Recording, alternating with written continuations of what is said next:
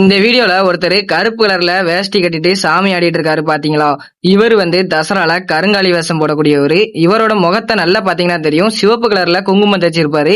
பெரும்பாலும் முகத்துல சிவப்பு கலர்ல குங்குமம் தைக்கிறவங்க செங்காலியா இருப்பாங்க, இல்லனா இசைக்கம்மன், பேச்சியம்மன் அந்த மாதிரி சிவப்பு நிறத்துல வேஷம் கட்டக்கூடியவங்களா இருப்பாங்க. கருங்காலி வேஷம் போடக்கூடியவங்க முகத்துல குங்குமம் பூசியோ சிவப்பு கலர்ல இருந்தோ நான் பார்த்தது இல்ல.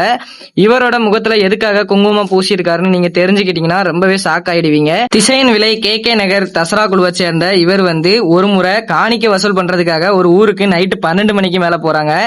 அந்த ஊர்ல நிறைய பேய் நடமாட்டம் இருக்கிறதுனால அந்த ஊருக்குள்ள போகும்போதுதான் இவருக்கு முறையா சாமி ஆடி இருக்காரு. அது வரைக்கும் சும்மா தசராவுக்கு மாலை போட்டுட்டு தான் இருந்திருக்கிறாரு. ரொம்ப ஆக்ரோஷமா சாமி ஆடிக்கிட்டு நாக்க கடிச்சதுனால நாக்கு கிழிஞ்சி வாயிலிருந்து ரத்தமா வந்திருக்கு. அதுக்கப்புறமா தான் இவர் தசராக்கு கருங்காலி வேஷம் கட்டியிருக்காரு.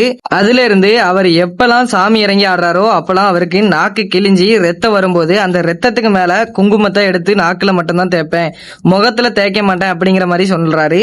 படிப்பு சரியா வராம வேலைக்கு போய் வேலையும் பிடிக்காம ரொம்ப லைஃப்ல கஷ்டப்பட்டுட்டு இருந்தேன், ஒண்ணுமே இல்லாம இருந்தேன். எப்ப நான் அம்மாவை சுமக்க ஆரம்பிச்சனோ அதுக்கப்புறமா என் லைஃப் ரொம்பவே மாறிடுச்சு. ஒண்ணுமே இல்லாம இருந்தேன், எனக்கு தைரியத்தை கொடுத்தாங்க. இந்த அம்மாவை கும்பிட்டா ஒரு துணிவு கிடைக்கும், எதுனாலையுமே நம்மளால சாதிக்க முடியும் அப்படிங்கிற ஒரு வெறி கிடைக்கும். அந்த மாதிரி நம்ம கிட்ட ஷேர் பண்ணிக்கிட்டாரு. இதே மாதிரி உங்க ஊர்ல நடக்கிற திருவிழாக்களோட வீடியோவும் நம்மளோட சேனல்ல வரணும்னு நினைச்சீங்கன்னா கீழே தெரியுத வாட்ஸ்அப் நம்பருக்கு ஷேர் பண்ணி விட்டுட்டு போங்க. தயவு செய்து யாரும் கால் பண்ணாதீங்க, நிறைய பேர் கால் பண்றீங்க, எல்லாருக்கும் என்னால ஆன்சர் பண்ண முடியல.